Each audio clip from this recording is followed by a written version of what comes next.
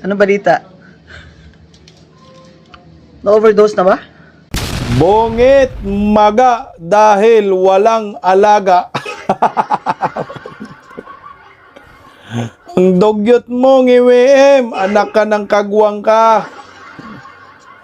Inayupak, kailan kaya tukunin na ni Satanas? Pag-usapan lang natin itong mga sinabi ni Senator Amy Marcos. Wala daw kasi nag-aalaga si Bungit, kaya hayan, malapit na mamatay. Kailangan daw alisan na. Iwasan na ni Bungit yung mga nakapalibot sa kanyang mga demonyo. Sandro, nangatog na rin ho. Hinarang umano ang impeachment laban sa kanyang tatay na nakangiwi ang panga. Putang ina, itinanggi pa niya. Hindi daw hinarang eh. Pinigilan lang.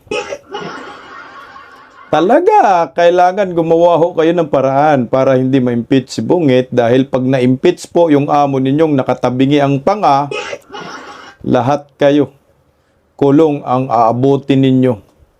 Dahil ang panigurado, ang susunod na presidente, pag na-impeach si Bangag, ay si Vice President Inday Sara Duterte, soon to be President of the Republic of the Philippines. Magandang gabi po sa ating lahat. Tapos na ba kayo nagsimba? Pa-like po muna, pa-share, pa-subscribe, at pakipindot po ang inyong notification bell upang lagi po tayong updated sa ating mga video. At bukas po muli, magbabalik ang Birada Agila. Alas 2 hanggang alas 4 ng hapon, Lunes hanggang Biyernes, sa Birada Agila YouTube channel. At maraming salamat sa patuloy na pagsuporta. At suportahan rin po ninyo ang pangalawang YouTube channel ko po, ang Bisdak Historiador. Anak ng kagwang, hindi pala biro itong sakit ni Bangag. Sinasabi niya na wag daw parang masyadong excited sa mga nagdadasal na magurgor siya. Excited na kami, hoy, anak ka ng kagwang. Bukas na. Pahirap ka masyado sa bayan, galit na ang taong bayan sa'yo, sinusuka ka na eh. Dami mong niloloko. Okay. So, unahin po muna natin itong pagharang di umano ni Sandro Marcos patungkol po sa impeachment ng kanyang tatay na nakangiwi ang panga. Kasi dalawang impeachment po yung hinarang eh. Impeachment ng Makabayan at siyempre yung Team Duterte. So, hanggang kailan, hanggang saan ang kanilang pagprotekta sa tinuturong mastermind ni Saldico sa flood control? At sinabi ni Chavit Singso na kababayan niyang taga Ilocos na mastermind, no, pinakautak ng utak sa paglilimas sa kaban ng bayan. Narito po ang balitang ina. Tinanggi ni ni Sandra. Itinanggi ni Congressman Sandro Marcos na sadyang hinaharang sa Kamara ang impeachment complaint laban sa kanyang ama. May hamon naman ng isang kongresista kay Zaldico na gusto raw tumestigo laban sa Pangulo. Nasa frontline ng balitang yan, si JC Cosico. Hindi haharangin ng Kamara ang anumang ihahaing impeachment complaint. Yan ang tiniyak ni Presidential Son at House Majority Leader Congressman Sandro Marcos. Anya, tungkulin ng Kamara na aksyonan ang anumang reklamo laban sa impeachable officials, kahit pa ito ay laban sa kanyang ama na si Pangulong Bongbong Marcos. Ang dating kongresista at buganting si Zaldico handa raw tumestigo para mapa-impeach ang Pangulo. Alam niyo, ako sa akin to si Sandro, sinungaling talaga tong budlat ang mata, no? Sabi niya, hindi daw ang harangin ng Kongreso. Hinarang mo na nga, animal ka talaga, no? Hinarang mo na, 2 impeachment, tapos sasabihin mo hindi haharangin. Bakit hindi tinanggap ni Garapal kung hindi kayo mga harang? Putang ina, kami nga noon, naalala ko, magrarally tayo, hinaharang nyo, mga bulldozer, hinaharang nyo eh. Mga traktor, mga animal kayo. Ito pa kaya? Talagang gawin ho nila lahat para hindi ma-impeach yung amo nila, yung tatay nila. Kasi hindi pa ho sila sawa sa pangungurakot at hindi pa po sila tapos sa paglilima sa kaban ng bayan. Na kahit galit ng taong bayan sa kanila, wala pa rin po silang pakialam. Maglimas tayo ng maglimas sa pera ng bayan eh. Takin mo yan. Ganun ho katindi itong pamilyang ito. Wala nang hiya, mga makakapal ang mukha. Meron nga ako kasakayan kanina sa commute ko kanina sa isang jeepney. Pintuhan lang patungkol kay Bangag. Anak ng kagwang eh. Talagang galit na ang taong bayan eh. Manluloko daw talaga sila harap-harapan ng pagnanakaw sa kaban ng bayan. May karma daw talaga darating sa kanila ho yan. Kung hindi man ma-impeach, baka takihin sa puso. O di ba kaya? Di ba malapit na, maga na si Bangag eh. Tuloy, at sabi nga ho ni ano dyan, ni Attorney Rowena Guanzon, ang sabi niya, alam mo Sandro, sabi Sandro Marcos should resign as majority leader now. That an impeachment complaint has been filed against his father BBM. This is if he has any shame. Alam niyo ho kasi ako hindi ako naniniwala na hindi hinaharang ni Sandro Marcos yung impeachment laban sa kanyang tatay. Hinaharang ho talaga niya. Yan ang patunay dyan. Ikaw, anak ka, majority leader ka, nandyan ka. Kontrolado mo yung mayorya sa Kongreso. So anong gagawin mo? Siyempre iutos mo sa mga kasangkayan mong mga animal, mga buhaya na, tika, Secretary General, wag ganyan. Bujidi, di ba? Sandro, ikaw yung nagtalaga ng pagka-Speaker of the House ni Bujidi. Dapat nga, putang ina, ayaw-ayaw ka pa. Ikaw naman yung gusto maging Speaker of the House. No? Automatic na yan. Harangin mo na. Huwag mo nang patuloyin yung mga legit na mga nagpa-file ng impeachment. Kasi pag natuloy po yan, delikado ho tayo. Baka maka-influensya pa sa mga ibang kongresista dahil malakas at matibay po yung impeachment labang kay Bangag. Kaya nga sabi po dyan ni Kung Pulong Duterte, narito po. Ako naniniwala ho ako dito eh. Sabi ni Kung Pulong Duterte dyan, ayaw talaga nilang tanggapin ang impeachment complaint dahil ito ay solid, well-documented, at backed by strong evidence. Hindi talaga nila tatanggapin yan. Paano tatanggapin? Alam nila na matibay yung mga ebidensya. Tangin na, kakapal ng mga dokumento, nakalagay sa malita. Talagang ininsulto rin sila na nagpapile ng impeachment sa malitang-malitang basura na ninakaw ng pamilyang mga Marcos, Saldico, Martin Romualdez. Siyempre, alam na nila matibay, harangin na yan. Kaya tayo, siguro, hindi naman tayo mga tanga, no? Hindi naman tayo ngayon lang ipinanganak.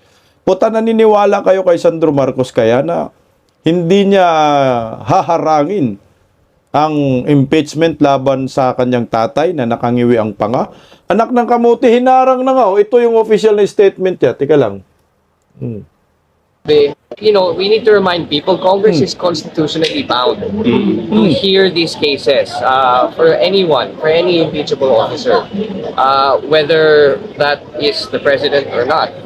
So, sa mga nagsasabi na baka haharangin niya yung impeachment or whatever, I cannot do that. And I have to perform my duty as majority leader. I cannot do that. Ginawa mo na nga, hunghang ka. Takot ka na masyado kang nangangatog Ginawa mo na nga, di ba ho? Hinarang mo na nga pina-iskapo mo nga si Garapal. Na, tika lang, nandyan na, magpapile ng Team Duterte, mga lehitimong mga maggustong masipa ang tatay kung nakangiwi ang panga. Lumayas ka nga muna dyan. Siyempre may mga intel din kayo pa. Naka-eyeglass pa, animal, naka-sunglass. Ba't ka nag-sunglass para hindi makita yung budlat mong mata? Pakita mo yung budlat mong mata. Ginusto mo yan Panay ka pulbos, puyat ng puyat ka. Sige, malapit ka na rin. Naku, sino kayo mauna sa tatay kayong dalawa mag-ama? Puro Ferdinand, pahirap sa bayan. Hinarang mo na And perform my duty to the Constitution and my mandate. And that is to say that I cannot stop any impeachment complaint from being referred to the floor or to any or to the Committee on Justice. We have to let the process. We have to let the process do its. We have to go through the process rather. Utal din ang And loko. again, the President in Malacanang has stated that he's confident na wala naman siyang ginawang mali. And I share the same sentiment, so I will not be stopping or blocking any impeachment video. Hindi rin makapal ang mukha ng hinayupak, no? Wala daw ginawang mali tatay niya. Sure ka, sir? Ikaw nga, dami mong flood control ghost projects dyan sa Ilocos, mga tulay na hindi natapos, kalsada na binutas-butas, hindi nagawa, road widening. Puro ghost projects. Alam mo, Sandro, kinawawa mo lang yung kababayan mo. Marami kang proyekto na nakulimbat dyan sa alocables, pero hindi mo inayos yung mga proyekto mo. Eh di sana natuwa yung mga Ilocano sa'yo dahil tatay mo presidente, kongresista ka, ang daming binigay na proyekto sa'yo, 15 billion, pero anong meron? Puro ghost, puro walang kwentang mga proyekto, hindi natapos, puro poste. Putangin ang kakapal ng mga mukha ng mga hinayupak na ito, no? Ako sa akin, guys, hindi ako naniniwala na hindi niya hinarang yung mga sinasabi ni Sandro. Kalukuhan, no? Yan. Putangin na, tatay mo na yan, i-impeach, tapos majority leader ka. Napaka-imposible kung wala kang gagawin. Useless ka, wala kang kwentang anak. Kung yung tatay mo hindi mo protektahan, ikaya mo naman protektahan dahil ikaw ay majority leader, dyan pa lang, pagsampa pa lang ng impeachment, hinarang ho ninyo, tapos sasabihin, hindi hinarang. Sige nga, bukas, Lunes, tanggapin nyo nga yung impeachment laban sa tatay mo, tanggapin mo yung impeachment ng Team Duterte. Kahit yung Team Duterte lamang, wag na yung hinayupak na yung ng mga makakaliwang grupo, impeachment, tuloy natin. Itinanggi ni Congressman Sandro Marcos ang anumang reklamo laban sa impeachable officials, kahit pa ito ay laban sa kanyang ama na si Pangulong Bongbong Marcos. Ang dating kongresista at buganting si Zaldico handa raw tumestigo para mapa-impeach ang Pangulo. Ang sabi ni Congressman Saldico, kung papayagan ako doon sa i-final ninyong impeachment to become a state witness, kahit nasa Zoom, Tinablayan ni Batangas Representative Jervy Luistro. Putay na, Jerby, papangit ka ng papangit. Hindi yan si Jinke. Jerby!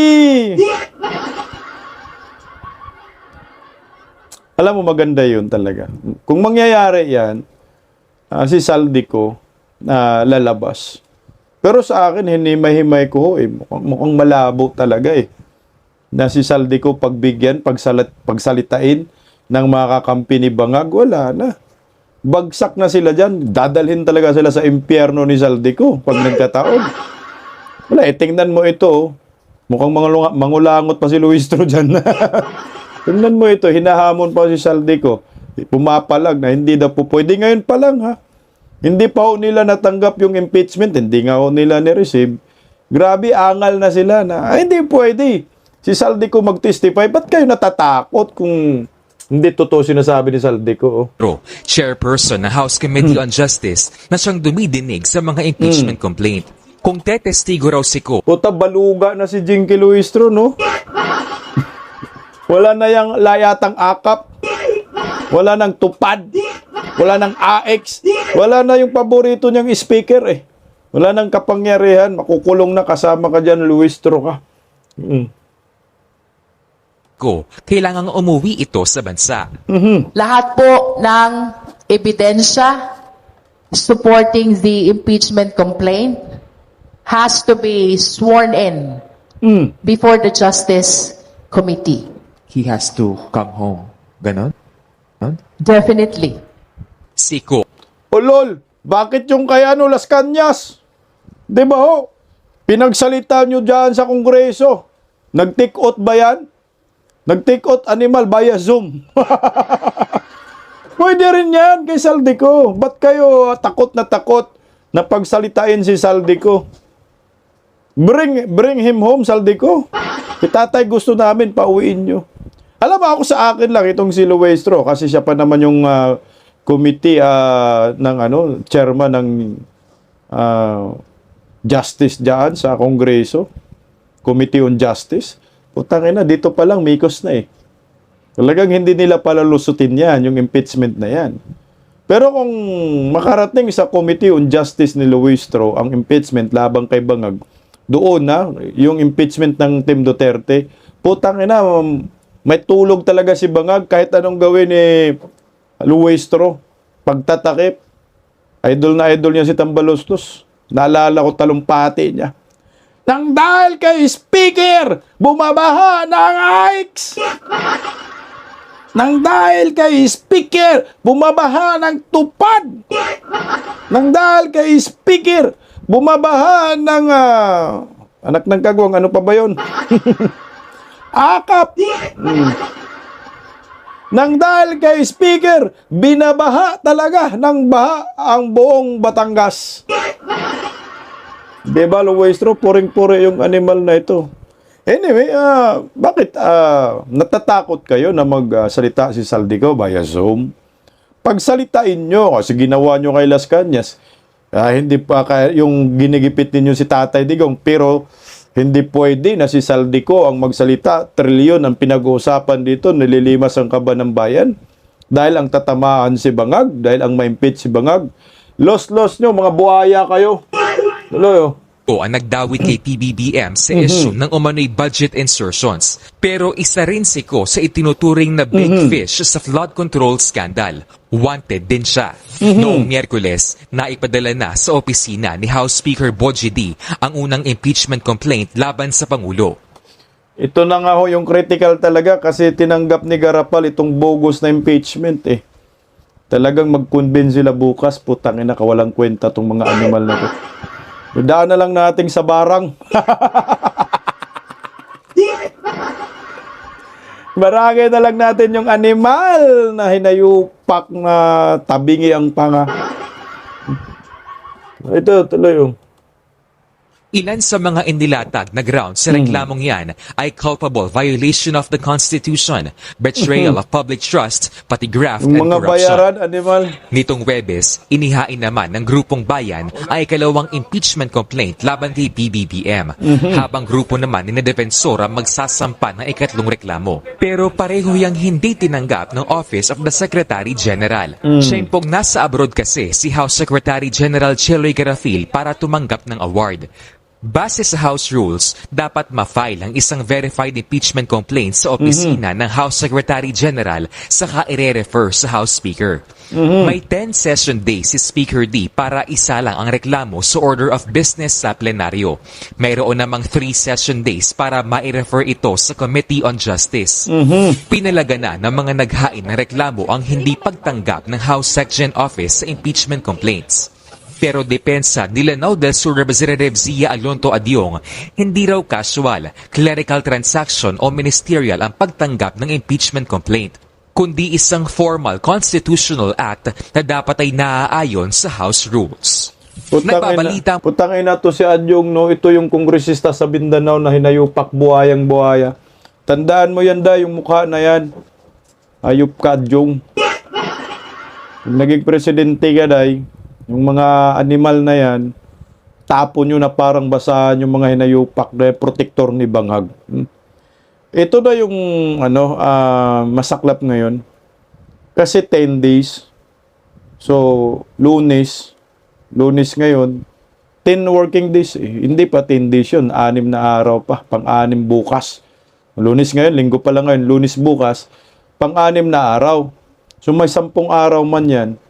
Napalugit si Bogie D na isalang sa plenaryo tapos 3 days para maisumite doon sa pagkatapos sa plenaryo pag mag-convene yung Congress bukas 3 days din. Sana hindi pa ho hindi pa ho isasalang ni Bogie D yung unang impeachment bukas. Kasi pag isalang agad ni Bogie D bukas sa plenaryo at pag-convene nila bukas, panigurado ipo-forward na yun doon sa Committee on Justice. Barred na yung next na mga nagsasampa ng impeachment labang kay Bangag. Anak kang kagwang nyor. Sana kunin ka na ni Lord, hinayupak ka. So ano nang mangyayari dyan sa impeachment na yan? Wala na. So next year muli, 2027. Iwan ko kung mangyayari pa rin impeachment dyan. Mukhang mapapagod na rin yung mga tao. Next year, kasi 2027, wala na. Election na din eh. Papalitan na rin si Bangag. Tapos na yung termino ni Bangag, walang nagawa. Puro pasakit sa bayan. Puro pangungutang, pagbaon sa ekonomiya, paglilimas sa kaba ng bayan. Itong mga to, dapat hindi ito papatawarin ng maraming Pilipino. So kung hindi ito madadala sa impeachment, mukhang sagaba madala to. Mukhang sagaba madala. Putangin na, malapit na daw magurgor. Sabi ni Mangga eh. Mangga, Bangag na sila. Mga demonyo daw kasi nakapalibot, lubayan nyo na daw si Bungit. Isa ka pa, Senator Ibis. Sabihin mo na mag-resign na siya. No? Bakit ayaw madiretso-diretso ni Senator Amy na mag-resign ka na, Bong, maga ka na, Bong? Kaya daw maga dahil walang nag-alaga. Yung maga, yung mukha. Ay, hindi pala. Yung ano niya, yung balun-balunan. Maga na daw yung large intestine ni Bungit, no? 'Di ba? Ano yung sakit niya? Diverculitis ba? Diverculitis. Malapit na makulitis. Diverculitis. Ayan. Ito, pakinggan natin yung sinasabi ni Mangga na talagang yung kapatid daw niya, ayan na, parang binibilatan niya dito si Baki, no? Parang sinisisi niya dito yung mga nakapalibot. Hindi niyo inalagaan si Bangag, malapit na tuloy magorgor. Parang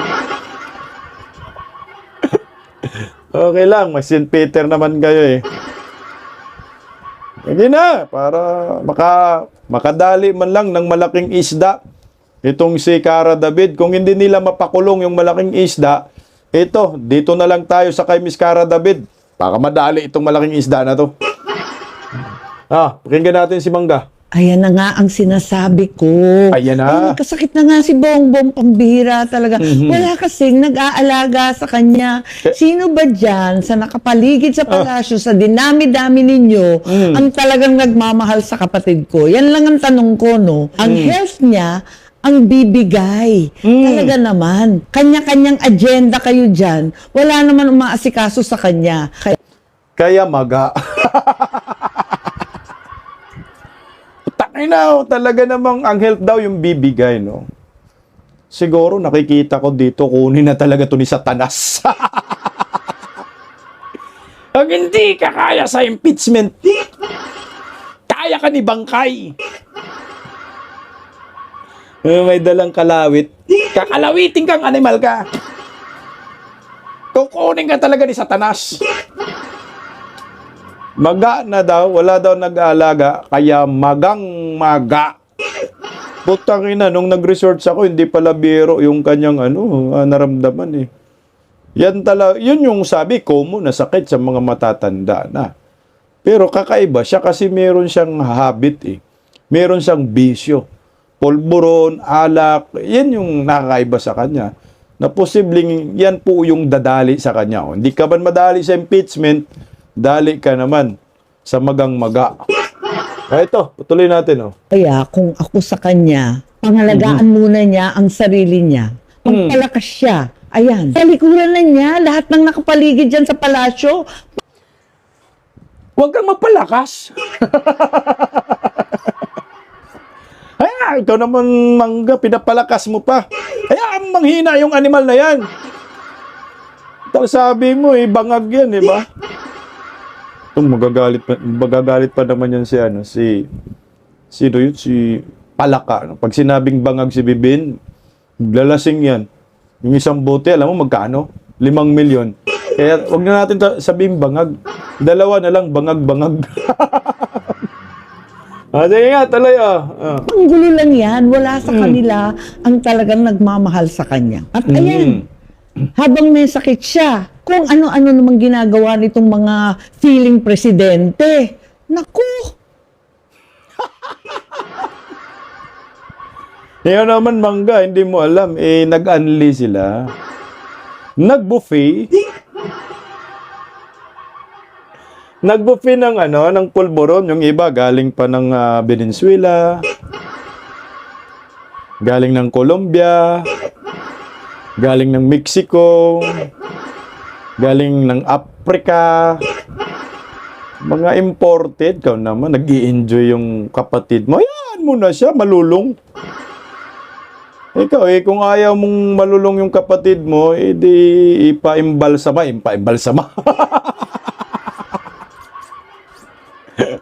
Ipaano mo? Pasin Peter. Hindi, iparehab mo sa Mandaluyong, 'di ba? Parehab mo na lang. Tsaka kung concerned ka talaga sa kapatid mo, bakit ayaw mong manawagan na mag-resign siya? Direktang panawagan. Wag yung third party. Subukan mo nga na Bungit resign. Sobra ka ng bangag, namaga na yung ano mo, namaga na yung atay mo. Pero ito kasi tayo lagi nating sinasabi si BBM, bangag!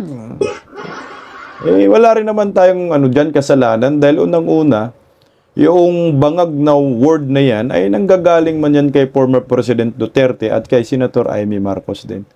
Sabi nga ni Tatay Digong, si Bongbong Marcos, bangag noon, bangag pa rin ngayon. Puta, may nasita dyan. Sinita siya si Harry Roque. Huwag mo na tawaging bangag ang Pangulo. Nasasaktan yung mga trolls. Bago natin balikan yung pamamaga ni Ngiwim, ito muna tayo. Sabi ni Attorney Harry Roque, may nagsabi sa akin na huwag mo naman tawaging bangag. Ano tatawag mo sa kanya? Sariling kapatid niya, nagkumpirma na bangag siya. Ang dating Presidente Duterte, sinabi bangag siya. Si Edith Morales, sinabi bangag siya. Sang-ayon sa isang confidential agent. Si Cathy Binag, sinabi bangag siya. Bakit pa natin siya tawaging bangag? Talaga namang yan ay katanggap-tanggap na sa lahat, di ba? Kundi sana kung hindi yan bangag pinatutuhanan ni Amy Marcos. Pinatutuhanan naman. Sabay gano'n na territory ni Harry Roque, Saktan sila dyan, Ramis. Yung mga trolls ni Bungit, mga supporters talaga na diehard, loyalista, pag sinabihan po si Bongbong Marcos na bangag, talagang yun yung weakness nila. Kaya tayo dito, maraming nababad trip sa atin kasi sinasabihin natin na bangag, tabingi. Totoo naman kasi, hindi naman yan sarili naming ideya, mukha pa lang, tumatabingi Pag ine-interview, naglalak yung panga. Lalo na ngayon, napabalita ang overdose na. Hindi ako nagsabi yan, sabi ni Ma'am Rowena Guanzon. Kaya nga, siyempre, yung nabalita ang may sakit, si Bangag. Siyempre, maraming naniniwala doon na may sakit. Akala ko nga talagang nasa ICU na Pero siguro kumakapit dahil malakas kay Satanas, binubulungan pa. Senyor, huwag ka munang lumisan sa mundo. Hindi pa ako handa na nakawan mo ang impyerno. Yung sakit mo na yan, diverculitis pala yan. Diverculitis pala yung tamang term. Okay lang yan. Ipulbos mo pa. Hanggat na animal, maubos yung katawan mong bangag. Kaya siguro hindi kinuha ni Satanas. Kasi may kasabihan nga masamang damo, mahirap matsugi. Pero pag sinambahan itong si Bungit, dali siya dito. Yung diverculitis po na sakit, na parang may mga patches, namamaga nga yung large intestine. Dahil nga sa katandaan, bukod po sa katandaan, ay kung ikaw, mahilig ka pa rin tumungga, buanga ka, talagang kukunin ka ni Satanas. Dadalhin ka talaga ni Saldico sa impyerno. Magsama-sama kayong mga hinayupak kayo. Ganon talaga ang magiging resulta. Kasi alam mo nang may sakit ka na, tira ka pa rin ng tira. Kung adik ka, hindi mo talaga pwedeng iwanan yung bisyo mong pulburon. Talagang hanap-hanapin mo yan. Parang kanta lang yan eh. Hanap-hanapin ka, hanap-hanapin kita, nasan ka, pulburon ka, sisinghutin kita. Every 2 hours, 20 white shirt daw yan, sabi ni Cathy Binag eh. Kaya madudurog talaga yung large intestine niya to. Sa pagkakainom, ganun ang mangyayari talaga. Mga hindi na natutunawan, mga ganung style yan. Parang ang lalabas yan, colon cancer. Kaya ang sabi po ni Attorney Juan Rowena Gonzon, Ano balita? Na-overdose na ba? O baka nag-lock? Lock and lock. Gurgur na ba? Kaya tawag tayo ng St. Peter. Nag-lock, unlock. Nag-lock yung panga. Pero matindi po yung sakit na diverculitis pala. Hindi po basta-basta. Kaya yung sinasabi na wag naman kayo magmadali. Na magurgur ako. Masyado kayong excited. Putang ina, excited na po kami. Now na! Kailan pa ba? Dami ng galit sa'yo, hinayupa ka. Ubusin pa ba ang pera ng bayan? Los mo. Okay, meron po akong nakita na doktor, vlogger na doktor, pero alam ko anti-Marcos. Anti-Marcos na vlogger. Ito, hinggan natin. Ayun, nabalitaan nyo na po siguro na yung Pangulo natin, si President Marcos, ay na-diagnose po ng diverticulitis matapos siyang ma-hospital. So ano nga ba yan? Yan kasi yung nangyayari kapag ka nadadivert yung funds sa mga bagay na hindi naman dapat dun gamitin. Diverculitis. Galing mo, Dok! Nadadivert yung funds sa mga bagay na hindi dapat doon gamitin, kaya nagkasakit ng diverculitis. Pupunta sa mga bulsa, anak ng bulsa ng large intestine. Doktor po ito, legit to expert to ito. Pero ito po yung payo talaga niya. Hindi po yung ganun. Joke lang. Ganito yan. Yung intestines natin, yung colon, habang tumatanda po tayo, medyo nagiging weak yan. At kapag ganyan, nangyayari, pwede po magkaroon ng mga tinatawag na outpouchings o yung parang pagkakaroon po ng mga bulsa-bulsa dun sa colon. At dahil nga po colon ito, dyan Nagkakaroon ng bulsa-bulsa sa bawat colon. Kaya pala, ang daming perang binubulsa. Ito, nagkaroon pala siya ng bulsa sa colon. Diverculitis. Colon. So, posible magiging colon cancer nga. Yung magiging sakit ni bungit pag ito ay hindi maagapan. Lapit ka talaga, anak. Ninisatanas buwang ka. Okay, nagkaroon ng bulsa sa colon.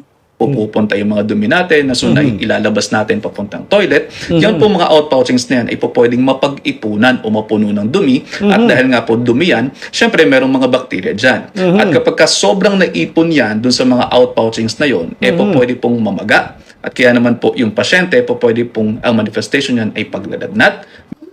Yan na, pwede daw mamaga. Kaya maga ang mukha.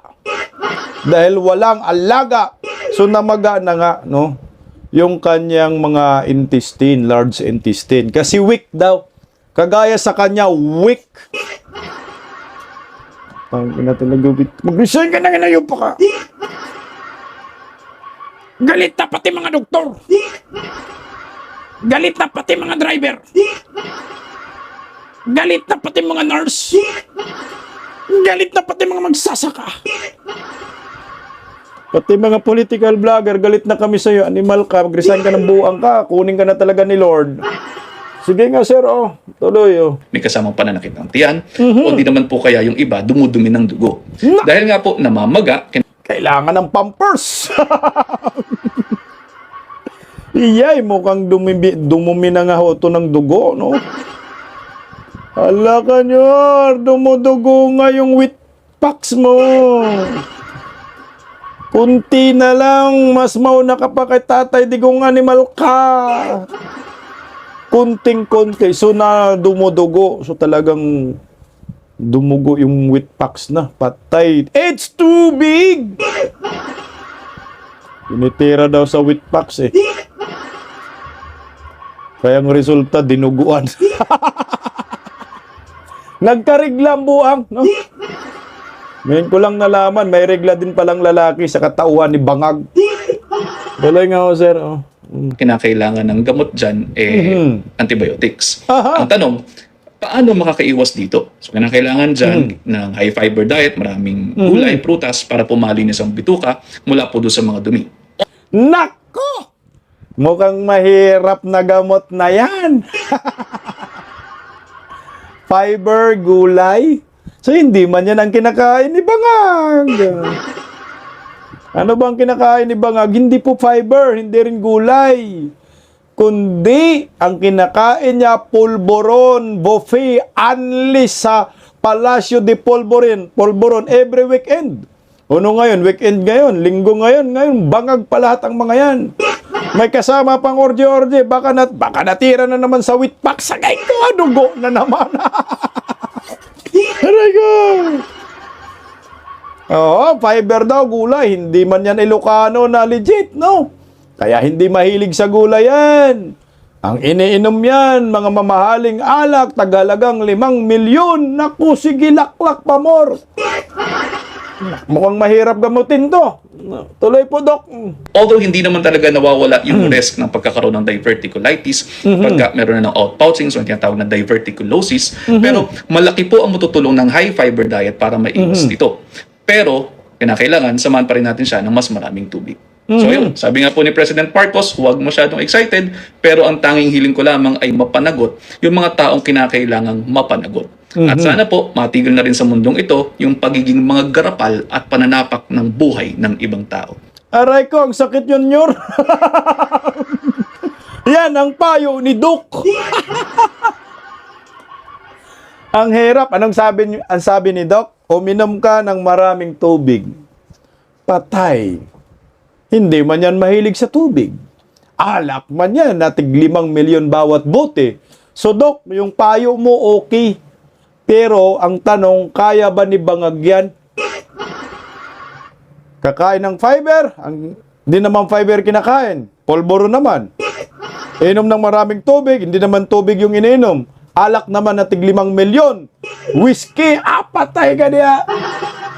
Malapit ka talaga, Nyor. Kunin ka na ni Satanas, buang ka. Kami na kasing galit kay Bangag. Totoo lang. Lahat ng maraming Pilipino, saan mang panig ng mundo, galit na talaga yan. Si Raulo lang naman Pilipino, hindi galit kay Bangag. Sa Bangag, kaya nga Bangag, di ba? Bangag supporters. Supportahan mo si Bangag. Tingnan mo yung mga supporters na, putang ina, nakikita ko, ang tatanda na, nagbablog pa, mga bungal. Alam mo bakit nabubungal? Kasi sa kakapulburon, sa kakasolvent, singot ng singot ang mga animal, kaya ang resulta, bungal. Kaya pakinggan natin yung isang dideis, nanay, galit na galit, Duterte kami forever. Galit na galit kay Bangag. Ito, pakinggan natin. Yang magbabako, Duterte pa rin kami hanggang sa pinakahuling Duterte. Naman. Nabudol mo man kami dati dahil kay Sara, kaya kita binoto. Pero pinagsisihan ko yon. Dahil talaga? Nako! Si Digong. Kung totoosin, si Digong lang ang tanging nagpalibing sa ama mo. Correct. Anong ginawa mo? Tinaydor mo. Wala kang utang na loob. Darating din yung araw na babagsak ka. Hindi kami titigil mga Pilipino. Wala, malapit na. Babagsak ka. Tigil na gigil si nanay, no? Hindi kami titigil. Nababagsak ka. Hindi kami titigil mga Pilipino. Traidor ka. Tangina, no? Sinabihan kang traidor. Yan, ang mga nagsasabi ng ganyan. Mga nabumuboto sa kanya. Narinig nyo yung sinasabi? Pumunta ako sa'yo dahil kay Inday Sara. Nabudol ako dahil kay Inday Sara. Traidor ka. Hindi na yan mawawala. Ako rin kanina, jeep. Sumakay ako ng jeep. Nag-grab din po ako kanina. pareho po yung pareho po yung marka nila kay Marcos Bongbong, traidor. Wala na, hindi na po sila diyan makawala sa salitang traidor. Dahil traidor naman ho talaga sila.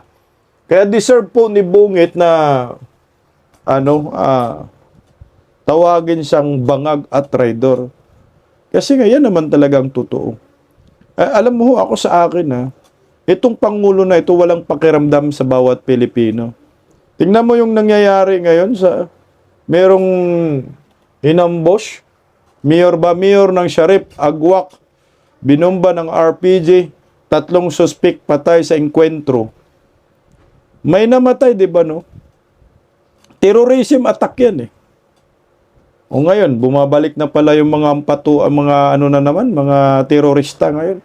Di man lang nagpalabas ng statement tungkol dyan kasi nga bangag pa ngayon, Jorge sa palasyo. Pero si Vice President Inday Sara, kinundina niya po ito. Pakinggan natin ang future president natin. Assalamualaikum warahmatullahi wabarakatuh. Madayaw, ugmayong adlaw kaninyong tanan. Sorry, sasap pala yan. Sasap, sorry. Teka lang eh. Saan ba yung sinasabi ni Vice? Merong statement dyan si Vice President Inday Sara. Kinundina niya yung tungkol po dyan sa ito. Teka lang. Okay, basahin ko na lang. Mariing kinundina ang pananambang ng isang teroristang grupo sa Munay, Lanao del Norte na ikinasawi ng 4 na miyembro ng ating sandatang lakas. Ay, ito pala, hindi pala yung, sorry kukorek lang natin, hindi pala ito. Sandatang lakas may enkwentro din po pala, bukod pa dun dyan sa terrorism attack na yan. Basahin ko lang. Ang ganitong uri ng karahasan ay isang malinaw na hamon sa estado ng kapayapaan at seguridad ng ating bansa. Ang ating pinapanawagan ay tiyakin ng mga responsibilidad na ahensya ng pamahalaan na hindi sila titigil hanggang sa mabigyan ng hustisya ang sinapit ng 4 na kasundaluhan at tiyakin ligtas ang ating mga mamayan laban sa banta ng mga kriminal, terorista at iba pang puwersa na nagnanais na takutin ang ating mamamayan at pahirapan ang ating bansa. Magtulungan tayo at huwag nating hayaan maghari ang mga kriminal sa ating mga komunidad. Tandaan natin, ang peace and order ay nakasandal sa ating kalayaan at ang kaunlaran ng ating bansa. Nakikiisa ako kasama ang buong tanggapan ng pangalawang Pangulo ang pagkipagdalamhati sa mga naiwang pamilya maging sa buong hanay ng sandatang lakas ng ating Pilipinas. Sa pagkalagas ng 4 na magigiting nilang kasamahan, ang kanilang kabayanihan ay sakripisyo ng paglilingkod sa bayan ay hindi kailanman malilimutan. Naway mananatili tayong matatag at magkaisa laban sa terorismo. Syukran, Vice President Inday Sara Duterte. Ayan po, yung future president natin may concern sa sandatahang lakas. At kinundi na rin po ni Inday Sara ang naturang pambubumba. Grabe, bumalik na talaga lahat ng mga demonyo sa ating bansa dahil po kay Bongbong Marcos. Paggising sa umaga, tanghali at gabi, nakikita ko ang post niya, ang hapdi. Paano nga ba to? Di ako makatanggi. Watch ko na lang at isipin ng mabuti. Disdak Pilipinas. Disdak, tinig ng katotohanan. Sa bawat vlog may laban sa kasinungalingan. Mulat ang mata, gising ang masa. Disdak Pilipinas. Para sa bayan, gumigising sa diwa. Sa likod ng kamera, tapang ang dala, walang sinasanto kung mali ang gawa. Hinay-hinay, pero palaban. Boses ng tao sa digital na labanan. Disdak, tinig ng katotohanan.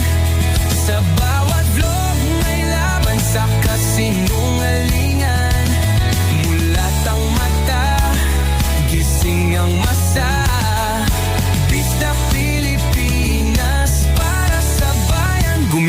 sa diwa.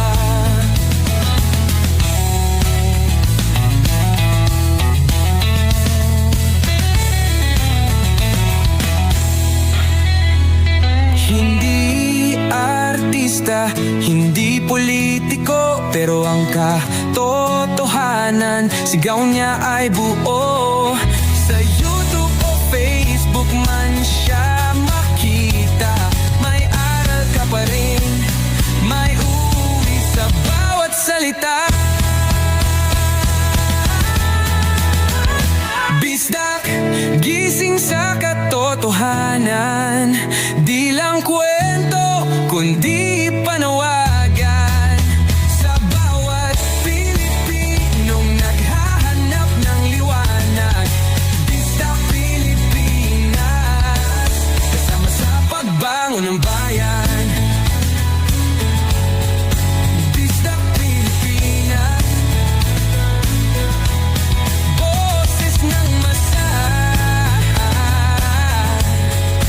gising ang diwa. Sa vlog mo, may pag-asa.